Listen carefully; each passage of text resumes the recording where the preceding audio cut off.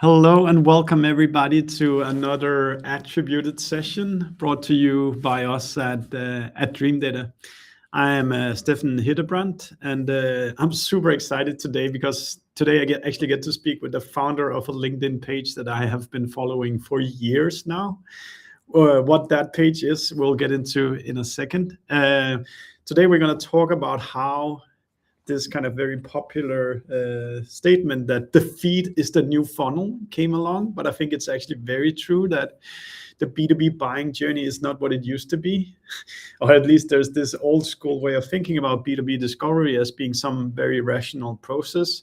A company discovers a problem, they go to Google, they start reading different vendor pages, and then suddenly they have a list of 5 vendors they need to talk to, and then they do demo calls, and then you do trials, etc. But Daniel is one of those people who are kind of leading this new path of changing how discovery happens. And he does so through, not the least, through his LinkedIn page called the Marketing Millennials, which surprised to me, Daniel has 1 million followers now, which is an absolutely mental number. But Daniel, I would love to hear you just kind of, I don't know if you would explain how to your parents what it is that you do for a living, but I'd love to kind of hear the story of how you arrived to where you are today with all your many media outlets and what is it that you guys do at Marketing Millennials. Yeah, it's actually funny you say that because so many people ask me what I do, and I just say, "Yeah, I have this like newsletter and podcast." It's not nothing really, because like in the wild people say that. But yeah, the marketing millennials started out of me seeing that the LinkedIn feed was a lot of CMOs and leaders talking and not people in the weeds talking about it. So I wanted to start a podcast hyping up people who are actually doing the work. Um, so it started off with a podcast called The Marketing Millennials. And then I decided to make a LinkedIn page to try to promote the marketing millennials, and I had this like goal: what 10,000 followers in 1 year, and it got to like 200,000 followers, and then I realized I want to use this as a page for just attention. I don't care about like overly promoting the podcast. I just want to like get it the most amount of attention so people discover, see the marketing millennials, and then go research the marketing millennials. I cared less. I was noticing podcast clips weren't getting that many attention. So I was trying to figure out ways that other platforms were doing that I could bring to LinkedIn. So at first I was doing quote tweets on there of like people I wanted as guests, and then I started memes, but people weren't doing it at the time. And then I slowly brought that over to LinkedIn. I don't say I'm the only one who did that, but that's what worked for me. And then after a while, it became a newsletter, and the newsletter now is at 120K subscribers. We have an event called Marketing Land, so we run that once a year. It's a virtual event. Last year, we had 10,000 people register, and it's been going on for 3 years.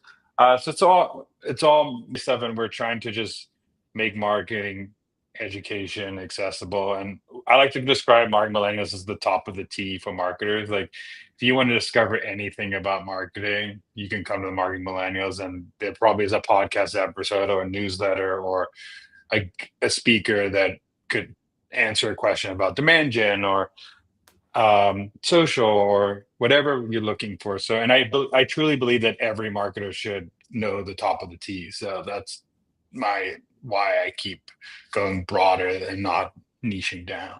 Yeah, maybe just for those who doesn't get the top of the T, could you lay that out a little bit more? Yeah, so I understand like a lot of marketing people are very specialized. Like I only do demand gen, Yeah. I only do marketing ops, but I truly believe that you need all the pieces of the puzzle to be great at marketing. And even going even higher, understand what the business does to be great at marketing. So if you don't understand like how your role connects with other functions in marketing and other functions in the business, and I don't think you will be as successful. You'll be good at I think you'll be decent at your role, and you could probably go more, but the best marketers I know, and the reason I saw this is I was in marketing ops and I Mm. had to know everything.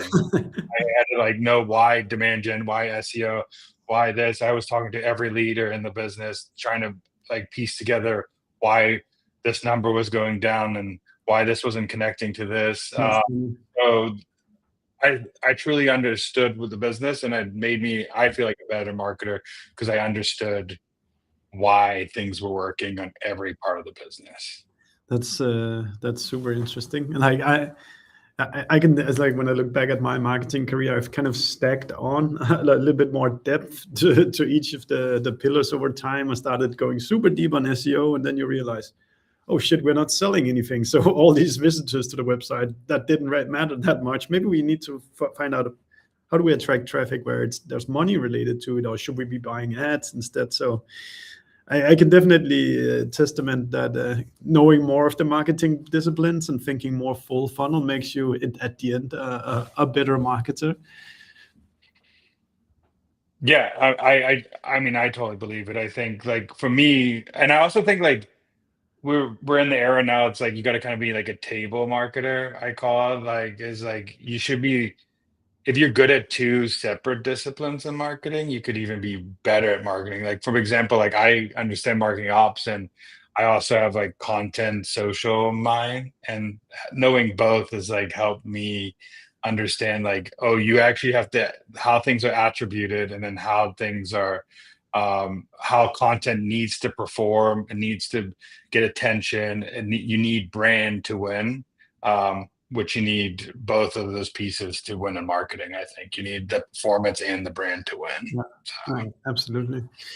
If we then change chapter a little bit into kind of this promise of talking a bit about discovery and how kind of awareness is built nowadays, and how you see the kind of the buying journey changing.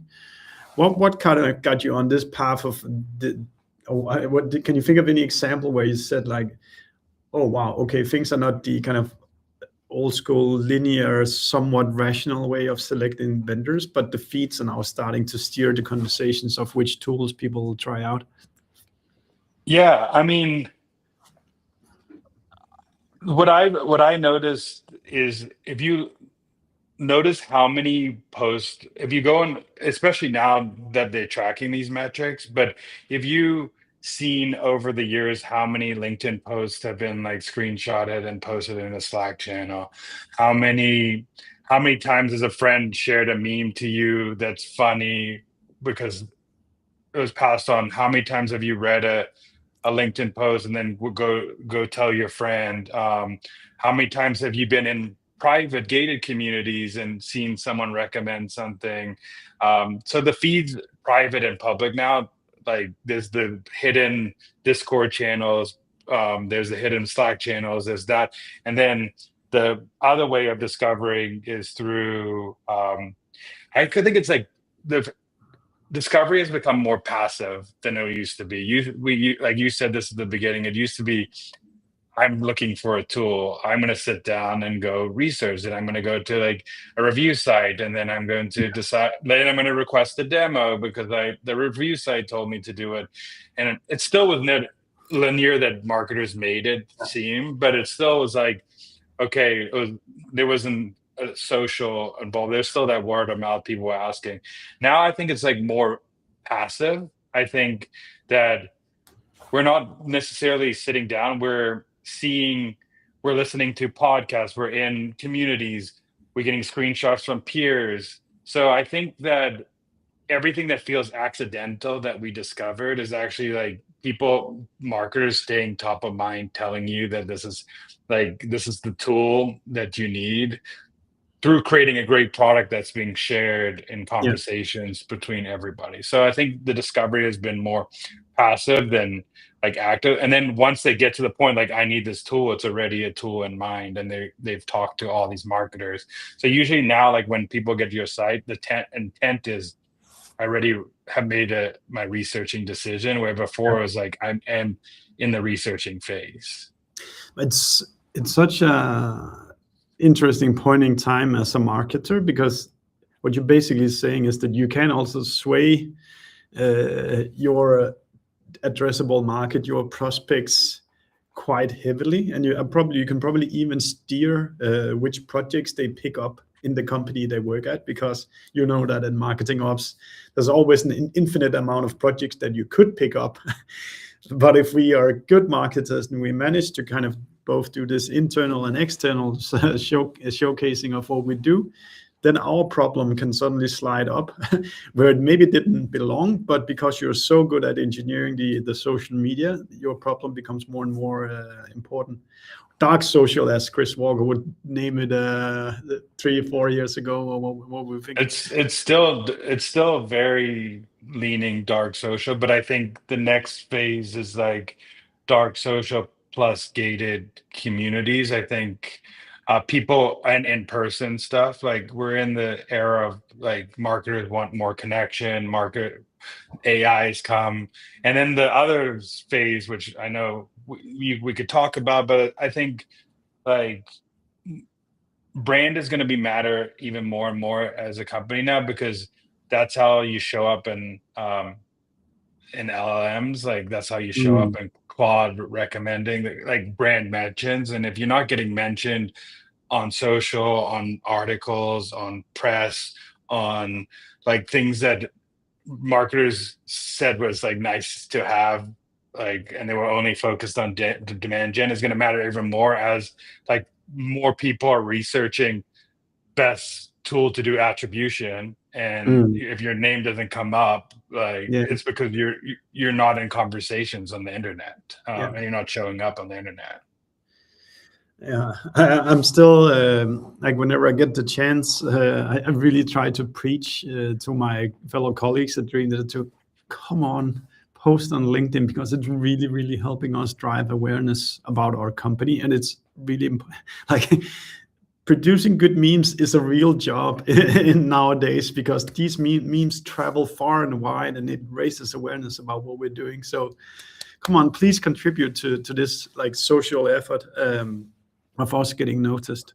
Yeah, and it's funny that people are so anti meme marketing, anti because if you do, you have to like, I think marketers sometimes in B2B don't put yourself as you as a consumer of actual consumer products, and think of like, okay, what am I when I'm on social, what am I sharing? I am not sharing a case study with my best friend. Like I'm not Mm, sharing I am mm, sharing a meme with my friends or my marketing friends, or in the Slack channel I'm sharing an interesting thought leadership take, or I'm sharing something that someone did. They're not sharing um this best report by this person. Nobody has time to read that. They want to share snippets of content that they thought was cool from a person they trust, or a business they trust, or a leader they trust, or a company that is something funny. So you either have to be entertaining, inspiring, yeah, or educating to win in this market right now. And if fun. you're not doing that, and LinkedIn is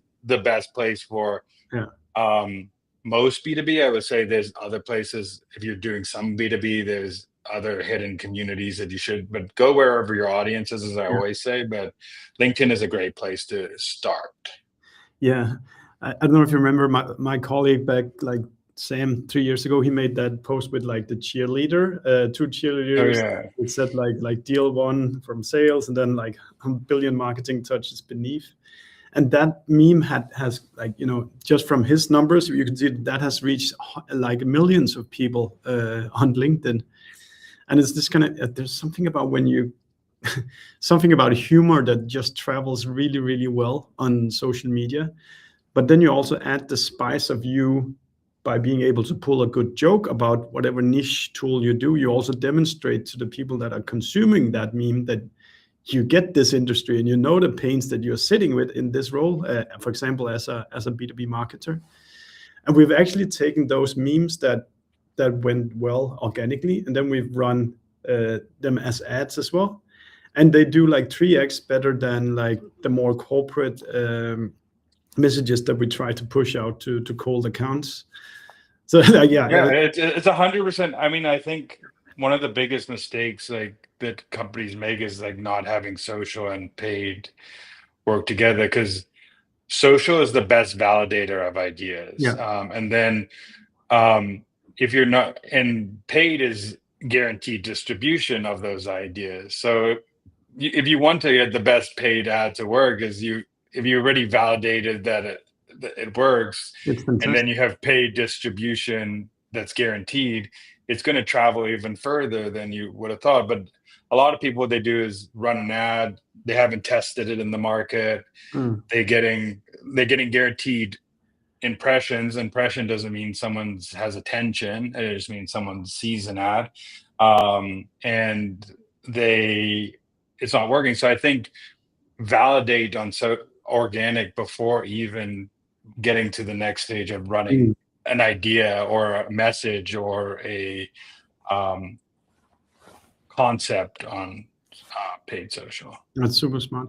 Daniel, there are a lot of people are starting to ask questions here. I'll just pull one up and then read it out, and then you can do the reply. Okay. Do you see product strategies shifting too? I've seen more companies give free access tools and then layering in purchasing tiers once you reach a feature threshold, becoming more of a consumer product to do it yourself than having to talk to a sales rep and get support through a customer success manager. This is like the great debate of like product, right? It's I think I hate to say this as a marketer, but it does depend on like what your product is. But I do think that if you can give anybody a taste in like the Notion model or the Canva model, a taste of them feeling like they're building something in your product, like it's like the IKEA effect where they feel like ownership now of like your tool, and once they want to build something more and they add on layers, they do more with your product. So I think it's that, and it's also easier. It's an easier offer to get someone in a free funnel and then try to convert them versus try to get them to request a demo. I think a version of that, if you want to, is like if you can't do that yourself, is create free tools or things that like if you were have an expensive tool, maybe create like this is how type in these things and I'll give you how I would run an attribution model for you. And then you prove that you're the expert through the free tool. You get that email address, they're interested in attribution. So there's the free tool and then there's free trial. It depends on, but it's a whole different motion. And I think the free model is based on volume versus the enterprise model is based on the best account, the few accounts that you can get that are great for this tool. So yeah, I'm also there's there's this whole concept of kind of micro conversions and kind of if the only thing is you have is a lot of attention and then like a 5, 6, 7 digit contract size on the other side, it's very hard to go from attention to buying. So it's a little bit about like slightly opening the door to get people one step closer to you, whether that's, for example, you have a newsletter that is kind of a step further, you have podcast listeners. So it's like, how can you give people small things that actually pulls them closer to you without having to cross that very big river of paying a very large sum of money to try a piece of software? yeah, I think I totally believe like ownership of your audience is what you need to be doing, is like find a way to get someone in your community and deliver value before you make them buy. So get them into that newsletter, give them value, have a podcast like this, give them value, you giving them value, helping them with their job, and your name is a part of something that's helping them get value. And then when they're looking for a tool that is yours, you are top of mind. And that's how that's why McDonald's still runs billboards. That's why these people still like, they want you to be top of mind when you make a decision when you're hungry, not when like to go to McDonald's right now because you see a billboard. They want you to be continuously top of mind.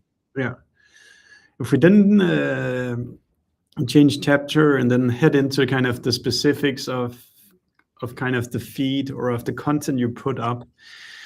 I know you're by any means now an expert on what works and like what should B2B companies be posting, what shouldn't they be posting, how do they gain trust with their audience, how did they build consistency in their company about what they're posting, kind of how does B2B companies become good at kind of like leading this wave of the feed is the new discovery.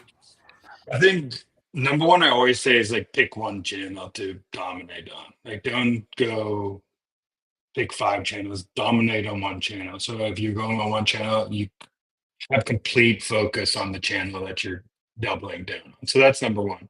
Two is like you got to commit to being consistent on that channel. I think consistency beats brilliance in marketing all the time. Like one good post a month versus someone showing up in your feed 4 or 5 times a week in your mind, you'll win. Second, I think you need to have some sort of an opinionated opinion or some sort of something that like helps you stand out. So I think you need some sort of way to be different than someone else in the feed. So I like to say the hill that you would die on. So think about like what hill you would die on as a concept of like being different in the feed. So don't just say something that's broad, like be very because and you will piss off some people and that's okay. But you'll get your audience that you really want. So the three, like I think one is and then also like when you're creating content, you have to create it above average than like I'm not saying create A, I'm saying B plus, like literally create better than the average content out there to win. So you at least stand out through like all this average stuff that's going on there and do what you're good at. Like if you know if you have a thought leader in your company to do that, go the thought leader route. If you're humorous, do the humorous route. Like if you're do what you're actually good at to win, and then to rally people around it. I think it always has to start with the leader. Is you have to get some sort of leader in your company to like start this motion. And if they can't do it or they don't have time, interview them. Like sit down once a week, book a meeting on the calendar, interview them, get their ideas on paper, and then you as the expert in content create content around them. So I think you it's not as it's not the formula is easier than it looks, but the commitment and consistency is harder than it looks. And then also the last thing I would say, don't be once you have an idea, the best content creators out there say the same thing 1,000 different ways. They don't say 1,000 different things. So if you have one or two messages that hit, just double down and tweak it and say it differently and put it in different formats. Do a meme one day, do a text post one day, do a video on that. And because you know if it works on social once, it's going to work again. And always double down until that idea dies in the feed. And like you said, with that meme that still gets attraction in the feed today, I would continually post that meme every 3 months just to like recirculate it because it's going to get people forget that you posted it and they'll remember it and they'll laugh. I do it all the time. I post the same thing I posted Mm. 2 months ago, 3 months ago, and people still like the post because it works. I think that's I think one of the biggest mistakes many people do is that they think that everyone you're connected to is chronologically following every single post you do, and then they get scared of posting the same topic because they think everybody would have already seen it. But that's not how And the thing then, works. and the negative part about that is every time you post, more new people come into your audience. So, like, just because those people have seen them, someone in your audience hasn't seen them. So, when you're building an audience, there's always the new people that come in different part of your journey, and you need to reintroduce yourself and ideas over and over and over. And who cares?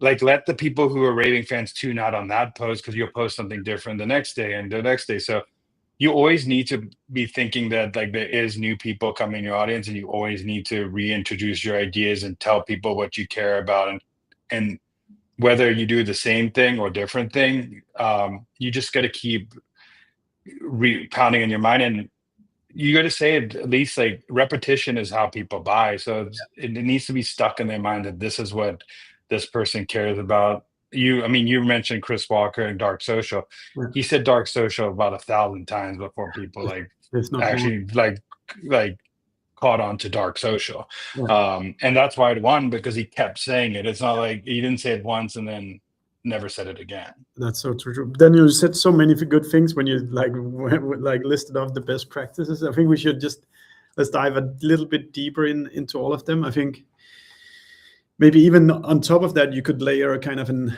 ICP, like an ideal customer exercise before you even start. Like at your company, do you really know who your product is for? Before actually having to decide what is the messaging that we need to go out and throw out and try out on the internet. Because once you have a deliberate decision about who you're talking to, then it's also like easier to go that much more narrow, or that's more opinionated about what is the right and the wrong thing in this industry. Yeah, I mean, how do you want me to dive in? I think, I mean, for me, let's say in the marketing millennials, we know that our ICP is a range of job titles, and we know our ICP is a range of company sizes. So we know it's in a box. And for our newsletter, we separate open rates and stuff like that by verified open rates and open rates in general, and like verified clicks and not and verified meaning that's our ICP clicking. So we need it like the more when we look at metrics, we're looking at like, okay, is the verified people caring about what we're doing, not the bulk of things. Also, I think that so that's one thing. And then social is another way of testing it. I also tested about like if I post this, how many shares is it getting? I don't look at engagement. I always look at like for Instagram, for example, I look how many people are sharing or reposting that post. In LinkedIn, the same way, I look at how many people are sending. You can't get all the metrics because a lot of people screenshot things, but I care about the share more than anything. So if someone's sharing, that means they care about that content more than they're liking more. So I always optimize content for shareability over likability. So like, is they going to share this meme? Are they going to share it? So internally, it's verified. We go down the verified path of like, because we also want to make our funnel goes from newsletter to events to it's not really a funnel, but to a private community. So it's like, and you even have you have the LinkedIn page on top of that becomes like my goal on social is to get as much attention as possible. So like I'm open about that. Like people, if you like, that is my goal on social. I want to get as much attention as possible. I want to be everywhere. I want everybody to know the name, the market millennials. And then if you want deeper stuff, you can come to my newsletter. You can listen to my podcast. You can attend the webinar. You can attend. And then if you want more, if you're more of my ICP, you can come into our private community or our private summits or stuff like that. So it goes from like, get as much attention, help as many marketers as I can in my ICP to get them to in-depth things in my newsletter, because then I get first-party data on them. I can collect first-party data. The first-party data helps me create better content because I understand this audience way better now. And also, when you're creating a newsletter, you also have to appease sponsors. So like, we know our sponsors care about these people. So how do we get more of those people to like our content so we can get more sponsorship dollars into the door? So the way we think about it is like the ICP is what the sponsors we want to go after as sponsors of our events, on newsletter, our podcasts, and stuff like that. So and that's why we do verified, because we're getting to the point where we're only sharing like verified stuff to our sponsors because that's what they care about. So we're wanting to we want those like legit metrics, not like, oh, this got a 55% open rate and this click-through rate. No, the verified people got this is how many verified people have opened, this is how verified people clicked, this is how many verified people did an action. And maybe there's a good hook here to what you said in the beginning about knowing more of the tea. So Yeah. let's say you're a content creator now, but this thing about segmenting newsletters by titles and stuff like that, that's all your marketing ops skill being pulled out of the box to do better content, right? Yeah, it's also A/B testing. Like there's like I A/B test little things on subject lines, like if I capitalize this versus not, if I put emoji versus not, if I do this versus not. Like I'm A/B testing subject lines all the time. I'm A/B test reeling things. Like in Instagram, you can trial reel things. So I will put a trial reel to people who are non-followers, see if that works. If it doesn't, I don't put it on my feed. It's always a continue of like testing, but the only way you could test in social is putting out as much content as you can and seeing if it works and when Yeah, it works. But I'm up to the point where I know like something most like these bucket of content are going to work. yeah, I know there's like if it's been viral before in another industry, I know if I bring it to my industry, it's going to work. And then I have another bucket of like, here are original ideas where I need to test myself and see if validate that actually people care about these ideas. So I have a bucket that these are ideas that people work. These are the ideas, the trends that have worked, and these are the ideas of like that I need to test, and they could be home runs or zeros. So, but I do most of the stuff that works 70% of the time, like, and then the 20% of the time I take things that work in other industries and make it for marketing, and then the 10% of the time I'm always trialing new things. it's I can definitely testify this thing about grabbing a trend that works on TikTok, translating into your own industry, and then using it on LinkedIn. That we've or like following like specific meme threads on Reddit, and then changing the copy to your industry, and Exactly. it flies. It's also because LinkedIn is, I would hate to say, it's like 2-3 weeks late to the internet. So it's like if you can be early to like LinkedIn, you're Yeah, early. Like even though it's late to Twitter and Reddit, you're yeah. early to LinkedIn, or even Instagram's a little late to like what happened on TikTok. Like things that went viral on TikTok, like go viral on Instagram like a week or two later Yeah, than it did on it's so TikTok. true. It's so true. So where does it then start? Is it Reddit, or is it even darker channels than than Reddit? I think for me, I'm a big Reddit and like X and comment reader. I think comments are low key on LinkedIn. Like comments are like the biggest. If a comment's getting a lot of runway, that's where I test a lot of ideas, Huh, and that's a very big growth hack on LinkedIn right now is comments. yeah, So if you really want to test if an idea works and do low lift things, and if you're a brand that is also have strong guardrails, use comments because mm, like the guardrails are less on a comment than they are on your a feed. So I use comments as a way to grow the Market Millennials page more than I use in feed posts. So I'm comment when I see something that's relevant, I'll take a meme, I'll make a meme relevant for that post, and I'll post it, see if it works. If it doesn't work, that comment it will never go in the feed. But if it does, it's going to go in the feed in like a week. So once you figure out the game, it's not that hard. no, but you got to figure out the game is, but I think it takes trial and error. Like people say this all the time, but you really do have to understand the pain points of your audience. When I always say if I went to go like do this with a plumbing industry, I would fail because I do not Yeah, know what it's yeah, like to be yeah. in the weeds of a plumber. So you really have to understand marketers pain points or your pain points or the audience, and if you don't, that's where a creator comes in, or hiring a customer that you have inside your company as an evangelist to you so they can spread ideas Mm. of the pain points, so that you have to bring somebody who's been in that your consumers or your audience's shoes to actually win in the content game.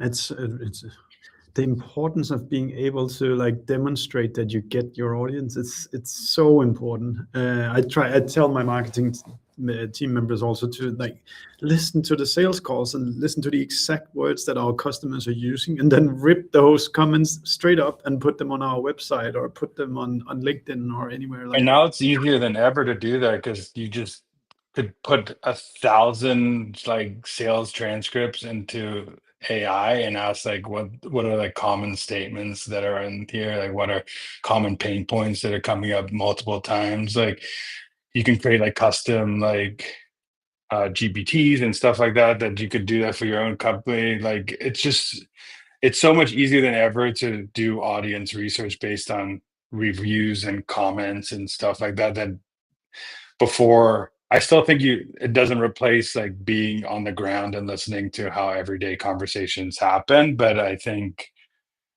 it's a starting point of if someone's saying this word 5 6 times, this is what our audience says, put that on your landing page, put it on your ads, put it on in social, say it multiple times. Hmm. Do you actually do any consulting, Daniel, of for companies who want to take on this path, going this kind of feed is the new funnel kind of path? I mean, I have an agency that helps run LinkedIn like Okay. founders and companies. So I help people like do company pages and founder brands. It's kind of we don't really promote ourselves, but a lot of people come to me, and if they're good, like fit for my ICP, I know I can be successful for them. I do so. Like I actually do run a few brands you probably see in your feed right now. And what I else? keep it stealth. I keep it stealth though, because I don't like. I think that they should get the credit. I just want to like help them like elevate their presence on social. Yeah. Because I like, yeah, maybe if we then, let's say you're a new brand that wants to kind of like that intuitively feels that we are right in what we're talking about here, kind of what is the kind of the business case that they need to kind of bring to the teams? Is there, like, do you ever help people kind of shape the narrative that they need to come with to the CFO to I take? mean, I definitely could, but it's not like something I've like done in person, but I've Well, helped people do this. But I think now more than ever, it's actually easier than it was 5 years ago. Because one, with AI coming down, it's actually made it even easier because one, the way you show up and I said this before is brand mentions and being seen on social and being because they're going to pick up what you say what the conversations you're saying on LinkedIn and all this stuff, and it's going to be in there and if your brand is showing up. So that's one thing. I think two is like impressions, like you're already running. If you can say I'm running this many impressions on paid and this is how many impressions I'm getting on so like on organic, you're saving the cost that you can calculate the cost of like impressions on like organic. And I think like I've noticed this too, like some people don't get it, and I'm never going to fight people who don't get it. And sometimes it's the wrong company to do it. And even if you tell them this is the way to do it, they're never going to do it, and it sucks. And um, but the brands who are doing it are winning. The brands who are having company pages, I mean, their founders talking online, the company being on social active, having multiple employees. Like I think people talk about UGC a lot, but I also think like like employee generated content is a big thing now. Like having employees and founders and leaders and people experts in the space posting helps you stay top of mind, especially in a B2B space.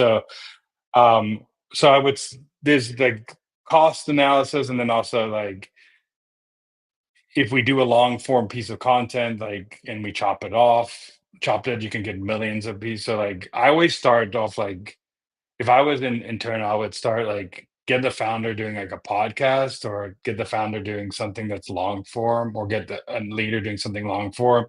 And then as a social team, like help create questions that would be good on social, or help get people who could help promote your brand on social, and start with long form, because the long form, this piece of content, you put a transcript in AI or the script or stuff like that, you can get 50 clips, versus like trying to get someone. So start with something long form, you a podcast, a webinar series, or something else. Like that's where I would start if I really wanted to start.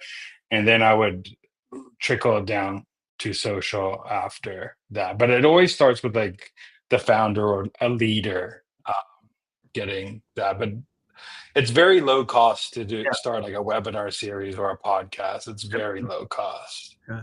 Uh, It sounds like you know a thing or two about Reddit, and it's kind of one of the platforms that I've just never really gotten. I was thinking maybe if you like, are you kind of using doing marketing millennial stuff in there as well?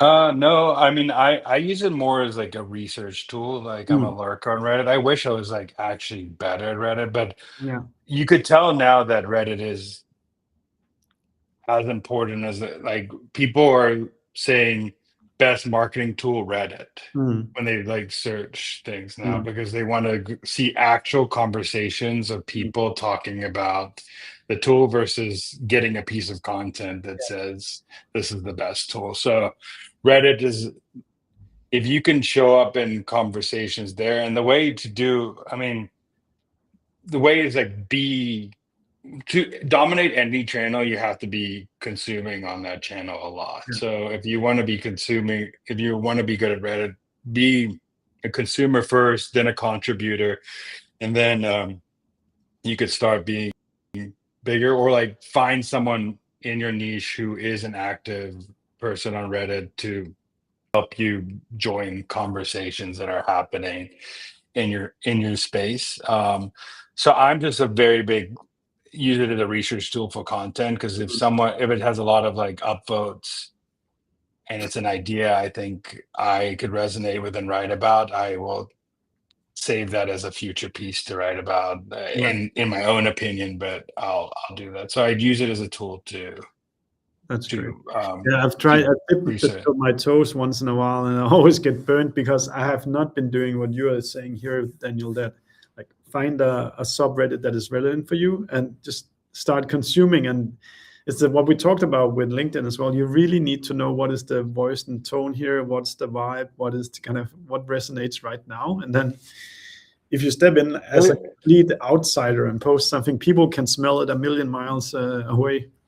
There's always a community for your niche on the internet. Like that I know for sure. You could there it might be in a little hole in the internet somewhere, but your niche is talking about something somewhere in the internet where it's a micro community, a creator, um, like, and you just need to be able to be in that community to win, to understand the language. You could be a lurker, you could be a, but you need to understand you need to, and then I think the other side of it is like go where your people, like in person is becoming even more important. So go to the places where your people are hanging out, listen to the everyday language that they're saying in person, have conversations with people. That's going to help you too. So just find places where people are hanging out and be a consumer in those places, and actually have your ears open instead of talking.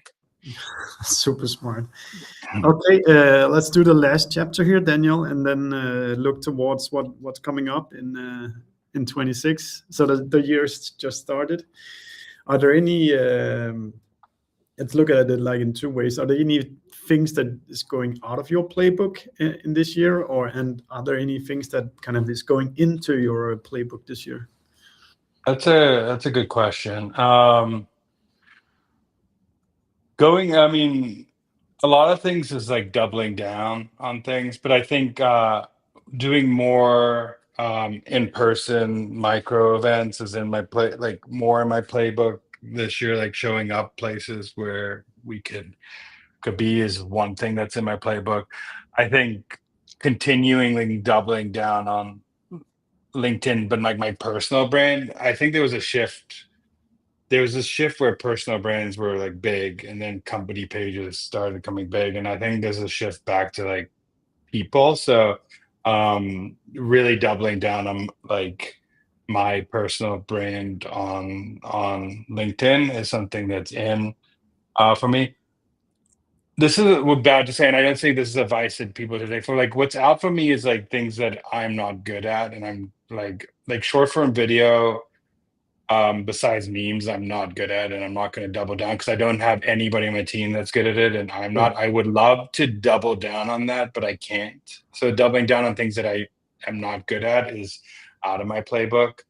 Um, I'm going to continually double down on first party data things, like anything I can collect information Ooh. like in a first party way. I'm going to double down on that, whether it's like getting questions in newsletter community and like gated community, and gated community is where I'm doubling down to, is like getting more people in the community conversations, like that stuff. I think that's super important. I know I'm all over the place, but I didn't really That's think great. It's great. about Like, it.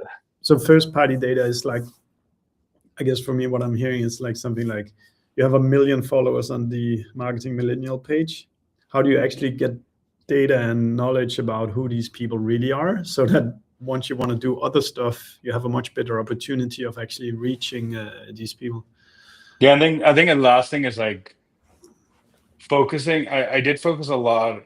I've always focused on attention, but now that platforms like have metrics to do this, and I said this earlier, is like I'm focusing on content that gets shared. So like how could I create content that is passed around, whether it's forwarded in an email, where it's forwarded in the DMs on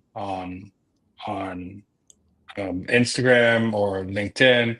I'm paying attention to those metrics more and more. And Mm. if even if a post gets let's say 500 likes and 200 shares, I know it's a good post. Like I'm focusing on like getting that metric higher and higher and higher. That's very interesting. It's like, By look, like it's Yeah. people who actually click the share button on LinkedIn that you're like Mhm. paying attention.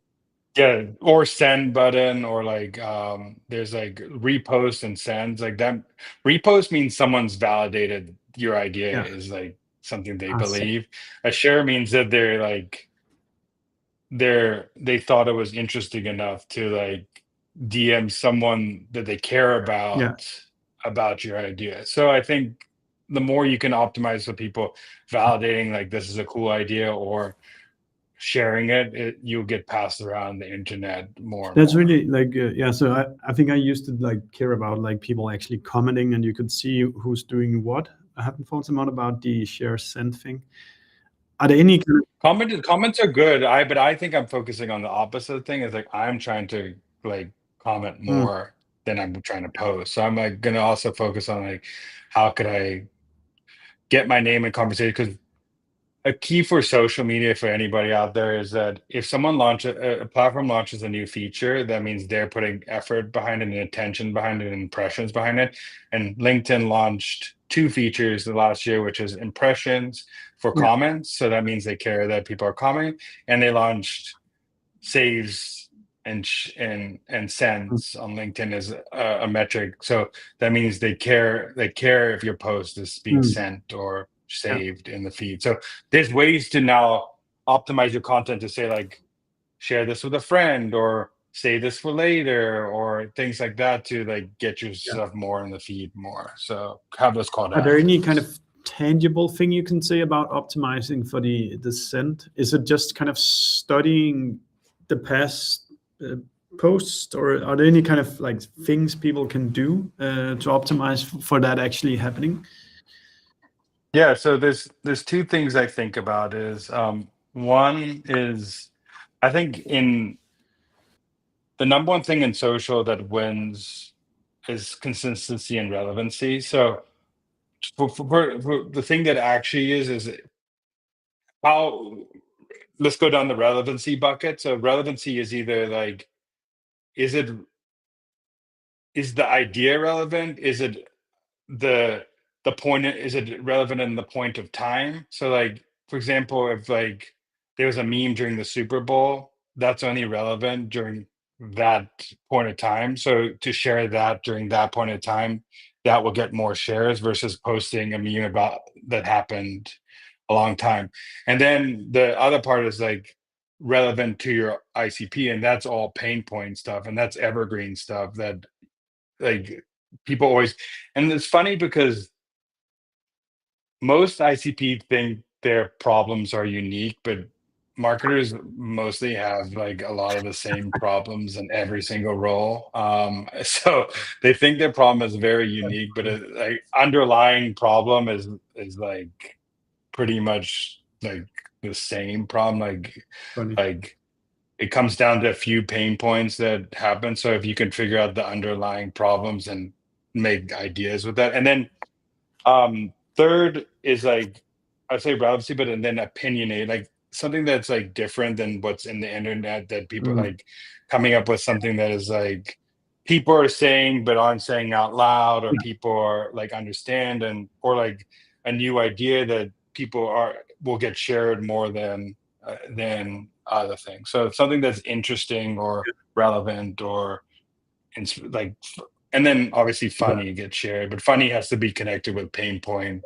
And like for meme marketing especially, like the meme has to be relevant to like the demographic of your Yeah. audience and the pain point of your audience. So like you can't post like a meme of a show that is a Gen Z show and you're marketing to millennials and Gen X. Like it might not hit.